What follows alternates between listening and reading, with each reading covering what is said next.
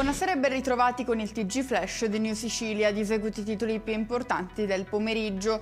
Sopralluogo del presidente della regione siciliana Renato Schifani anche nell'impianto mobile di dissalazione di Gela. Dopo la tappa a Porto Empedocle di questa mattina, il governatore ha visitato il cantiere in corso nella zona industriale della cittadina nissena.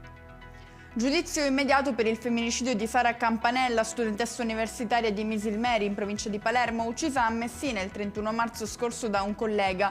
La prima udienza si terrà il prossimo 10 settembre davanti alla Corte d'Assise della città dello Stretto. Imputato è il 27enne Stefano Argentino, di Noto, in provincia di Siracusa, che ha confessato il femminicidio.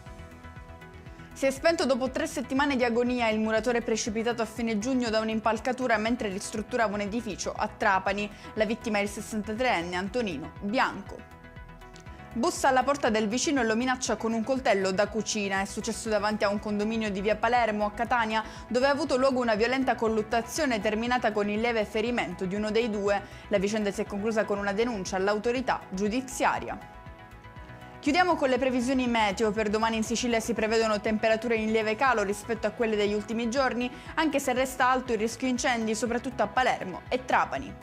E con questo è tutto, prossimo appuntamento domani alle 13:30. Grazie per averci seguito, buona serata.